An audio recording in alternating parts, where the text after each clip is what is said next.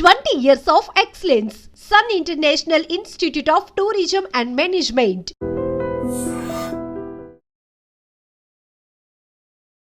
Hi hello నమస్తే, welcome to iDream media. నేను మీ శ్రావ్య.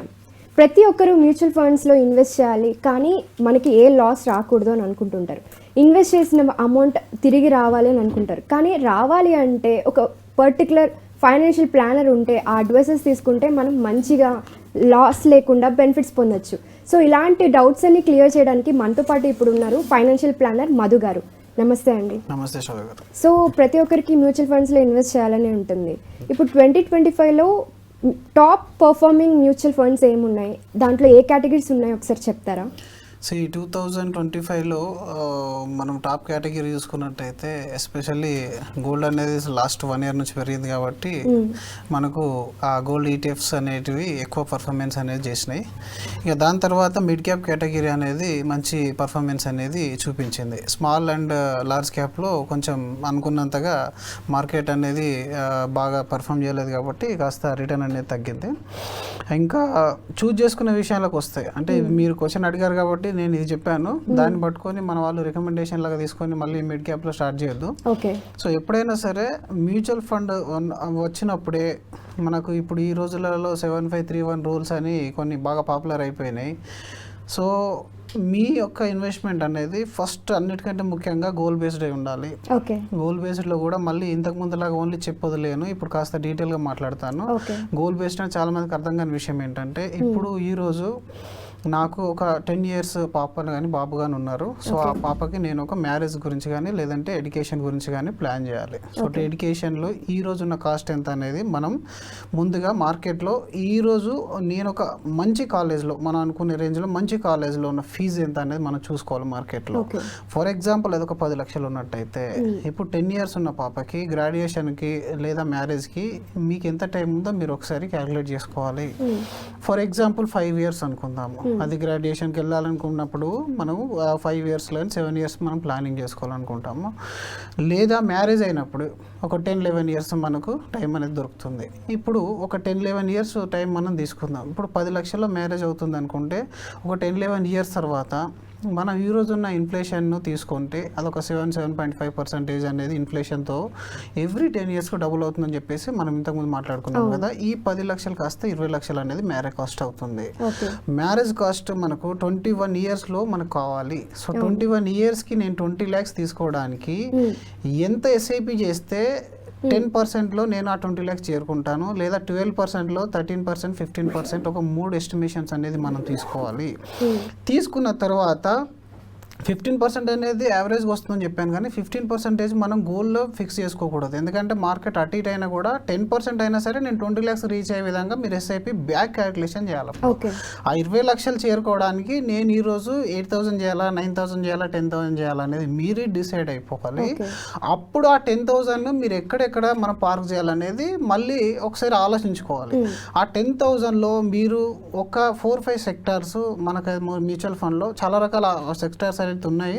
అయితే బ్రాడ్లీ అందరికి తెలిసింది large mid small cap and flexi cap మాత్రమే తెలిసింది. కానీ అలా కాకుండా మీకు థిమాటిక్ ఫండ్స్ ఉంటాయి, అందులో అలాగే సెక్టార్ వైజ్ ఫండ్స్ ఉంటాయి, గోల్ బేస్డ్ ఫండ్స్ ఉంటాయి. సో వీటన్నిటిలో మనకు బ్రాడ్గా తీసుకోవాలనుకుంటే simple large cap and mid cap and flexi cap ఒక థీమ్ రిలేటెడ్ ఒక ఫండ్ని తీసేసుకొని ఒక ఇంటర్నేషనల్ ఫండ్ మనం తీసేసుకునే ప్రయత్నం చేయాలి. తీసుకొని ఆ ఎస్ఐపి ఎంత అయితే అవుతుందో ఆ ఎస్ఐపి మీరు చేసుకోవాలి. చేసుకున్న తర్వాత కరెంట్ ట్రెండ్స్ మీరు మర్చిపోండి. మా స్మాల్ క్యాప్ పర్ఫామ్ చేసిందా చేయలేదా. ఇప్పుడు ఈ రోజుల్లో చూసుకుంటే lump sum performance in small cap only 6% ఉంది యావరేజ్.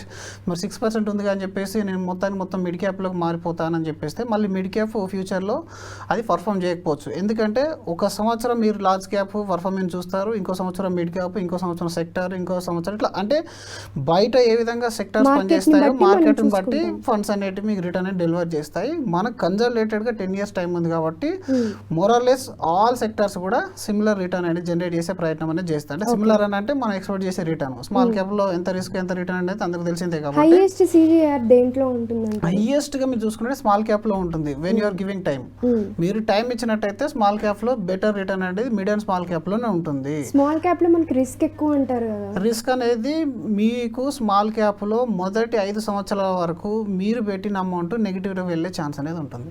ఓకే, మొదటి 5 సంవత్సరాలు 6 సంవత్సరాల వరకు కూడా మీరు పెట్టిన అమౌంట్ నెగిటివ్లో చూసే అవకాశం అనేది ఉంది. కాబట్టి రిస్క్ అంటాము. ఎందుకంటే అందరు ఉండరు కదా, 10 సంవత్సరాలను స్టార్ట్ చేస్తారు, కానీ 3వ సంవత్సరానికో 2వ సంవత్సరానికో ఏ అవసరం వచ్చినా దీన్నే లాగేస్తారు. కాబట్టి అప్పుడు స్మాల్ క్యాప్లో మీరు ఇన్వెస్ట్ చేయడం అనేది రిస్క్. ఆ విషయంలో మీరు ఆలోచించినట్టయితే ఈవెన్ 1 ఇయర్లో లార్జ్ క్యాప్ కూడా రిస్కే, 2 ఇయర్స్లో మిడ్ క్యాప్ కూడా రిస్కే. కాబట్టి మీకు దగ్గర టైం లేనప్పుడు మీరు స్మాల్ క్యాప్ని అవాయిడ్ చేసేయాలి. ఫస్ట్ అన్నిటికంటే ముఖ్యంగా స్మాల్ క్యాప్ అవాయిడ్ చేసేయాలి. మన దగ్గర టైం ఉన్నప్పుడే దాని పోర్ట్ఫోలియోకి మళ్ళీ పర్సంటేజ్ కూడా మనకి ఇంపార్టెంట్. మీరు పెట్టే 100%లో 30% మించకుండా స్మాల్ క్యాప్ను ఉంచుకోవాలి. అది మీరు లాంగ్ టర్మ్ గోల్ అయినప్పుడు. మొత్తం స్మాల్ క్యాప్లో కూడా వద్దు. ఇప్పుడు ఈ రోజుల్లో చాలా మంది పోర్ట్ఫోలియో నేను రివ్యూ చేస్తూ ఉంటే వాళ్ళు పెట్టి 50,000 SIPలో 40,000 స్మాల్ క్యాప్. ఎందుకు అని అంటే సార్ రిటర్న్ ఓన్లీ స్మాల్ క్యాప్లో ఉంది కాబట్టి నేను రిటర్న్ తీసుకుంటాను. ఎవరు చెప్పారు మీకు స్మాల్ క్యాప్ ఒకటి రిటర్న్ ఇస్తుందని? స్మాల్ క్యాప్స్ అనేవి మిడ్ క్యాప్స్ అవుతాయి ఫ్యూచర్ లో, మిడ్ క్యాప్స్ లార్జ్ క్యాప్స్ అవుతాయి. అది ఎట్లా మర్చిపోతున్నాను అంటే ఈ రోజుల్లో నువ్వు స్మాల్ క్యాప్ లో ఇన్వెస్ట్ చేస్తే 10 సంవత్సరాల తర్వాత అది లార్జ్ క్యాప్ అవ్వచ్చు కదా. సో డెఫినెట్లీ నీ పోర్ట్ఫోలియో అనేది డైవర్సిఫై అవ్వాలి. ఆ సెక్టర్ వైజ్ అన్ని డైవర్సిఫై అయిపోతే అక్రాస్ ఆల్ సెక్టర్ లో వచ్చిన రిటర్న్ అనేది నీ పోర్ట్ఫోలియోకి అనేది జనరేట్ అయ్యి ఉంటుంది. చాలా మంది రిస్క్ అని చెప్పి స్మాల్ క్యాప్ లో ఇన్వెస్ట్ చేయరు. కొంతమంది ఏమో రిస్క్ అని ఇన్వెస్ట్మెంట్ చేయరు, ఇంకొంతమంది రిటర్న్ అని చెప్పేసి ఓన్లీ స్మాల్ క్యాప్ చేస్తారు. ఇది ఒక కేటగిరీ పక్కెట్టేస్తే ఈ మధ్యలో మళ్ళీ ఇంకా రకరకాల కేటగిరీలు వచ్చినాయి. అది మాట్లాడుకోవాలంటే 1-2 hours టైం పడుతుంది. కాబట్టి మీరు కూర్చొని అర్థం చేసుకుంటే బాగుంటుంది. అది ఫోకస్డ్ ఫండ్ అని, మొమెంటమ్ ఫండ్ అని, ఇంటర్నేషనల్ ఫండ్ అని, ప్యాసివ్ ఫండ్ అని, అలాగే చాలా రకాల ఫండ్స్ సెక్టర్ వైజ్ ఇప్పుడు రకరకాల అంటే మన నీడ్స్ ప్రకారంగా బయట ఉండే సెక్టర్ ప్రకారంగా డిజైన్ అనేది చేస్తున్నారు పోర్ట్ఫోలియోస్. సో కాబట్టి మీరు బ్యాక్ క్యాలిక్యులేషన్ చేయకుండా SIP స్టార్ట్ చేయకూడదు. మ్యూచువల్ ఫండ్లో అది లంసం అయినా సరే మీ గోల్ బేస్లో మీరు వెళ్ళాలి. ఇప్పుడు నేను నాది రిటైర్మెంట్, నేను ఇమీడియట్గా నాకు మనీ కావాలనుకున్నప్పుడు హైబ్రిడ్, నాకు ఇమీడియట్గా నాకు మనీ కావాలనుకున్నప్పుడు మీరు కాస్త డెట్ పోర్షన్ చేర్చుకొని హైబ్రిడ్లోకి వెళ్తాము. మీరు అక్కడ కూడా మళ్ళీ రిటైర్మెంట్ కూడా నేను మిడ్ క్యాప్ తీసుకుంటాను, స్మాల్ క్యాప్ తీసుకుంటాను అని అంటే యూనిట్స్ అన్ని లాస్ అయిపోతాయి SWPలో. కాబట్టి మన గోల్ బేస్డ్లోనే వెళ్ళాలి ఎప్పుడు కానీ. గోల్ బేస్డ్ బ్యాక్ క్యాల్కులేషన్ చేసి డైవర్సిఫై చేసేసి కనీసం 3 సంవత్సరాల వరకు దాన్ని టచ్ చేయకుండా ఉంచాలి.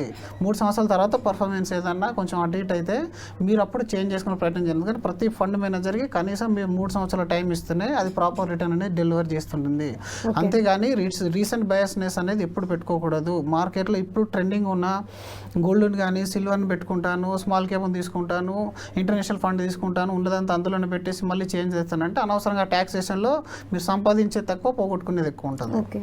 సో టాప్ పర్ఫార్మింగ్ అయితే ఏముంటుంది అంటారు ఫైనల్గా? టాప్ పర్ఫార్మింగ్ అంటే ఈ సంవత్సరానికి అంటున్నారా మీరు ఓవరాల్గా అంటున్నారా? ఓవరాల్గా అంటున్నారా? ఈ ఇయర్లో అయితే ఇప్పటి వరకు అయితే ఇంకా ఇప్పుడు గ్లోబల్లో కొంచెం ఇప్పుడు ఏంటంటే కొంచెం స్థిరమైన మార్కెట్లు అనేది వచ్చింది. అండ్ ట్రంప్ చేసే విధానాల్లో కూడా కాస్త రిలాక్సేషన్ అనేది వచ్చింది. ఒకవేళ ఇంటర్నేషనల్ మార్కెట్ అంతా బాగుంటే మన ఇండియా మార్కెట్లో ఒకవేళ మనం చూసుకున్నట్టయితే ఈ పర్టిక్యులర్ సెగ్మెంట్లో అయితే మిడ్ క్యాప్ అయితే ఇంకా పర్ఫామ్ చేస్తుంది. మిడ్ క్యాప్ అనేది పర్ఫామ్ చేస్తుంది యాజ్ ఫర్ అవర్ ఎక్స్పెక్టేషన్. అంటే ఇది మన రికమెండేషన్ అయితే కాదు, మిడ్ క్యాప్ పర్ఫార్మెన్స్ అనేది చేస్తుంది. అండ్ ఇంకొకటి ఏంటంటే ఒకవేళ ఇంకేదైనా అనిశ్చితి గ్లోబల్గా కానీ ఇండియా వైజ్ కానీ వచ్చింది అని అంటే మాత్రం ఈక్విటీ కంటే బెటర్గా మళ్ళీ గోల్డ్ సిల్వర్ అనేది రిటర్న్ జనరేట్ అనేది చేస్తుంది. ఎందుకంటే మార్కెట్ జనరేట్ చేయనప్పుడు ఎప్పుడైనా మెటల్కి వెళ్ళిపోతారు, అందరూ మెటల్కి వెళ్ళిపోతారు. కాబట్టి మల్టీ అసెట్ కేటగిరీలో మీరు కాస్త అమౌంట్ అనేది పెట్టుకోవాలి. మల్టీ అసెట్లో మీకు ఇంటర్నేషనల్ ఈక్విటీ కొంత పోర్షన్ ఉంటుంది, సిల్వర్ ఉంటుంది, గోల్డ్ ఉంటుంది, రీట్స్ ఉంటాయి, రియల్ ఎస్టేట్ ఇన్వెస్ట్మెంట్ కూడా ఉంటుంది. కాబట్టి మీ సంవత్సరానికే నాకు గోల్ ఉంది కాస్త లేదు అన్నట్టు ఈ సంవత్సరానికి నేను పర్టికులర్ మాట్లాడుకోవాలనుకుంటే మాత్రం multi asset and mid caps అయితే పర్ఫార్మెన్స్ అనేది చేస్తాయి. బట్ మళ్ళీ మీరు మర్చిపోవద్దు, ఇది ఓన్లీ మనం డిస్కషన్ కోసం వాడుతున్నాము. మీకు గోల్ బేస్డ్లో మాత్రం వెళ్ళాలి, డైవర్సిఫై అన్నిట్లో ఉంచాలి. ఆ డైవర్సిఫైడ్ అనేది అన్ని సెక్టార్లో అనేది మీ ఇన్వెస్ట్మెంట్ అనేది వెళ్ళాలి. అప్పుడే మీరు ప్రాపర్ రిటర్న్ అనేది జనరేట్ చేసుకుంటారు. Okay sir, thank you sir. Thank you అండి.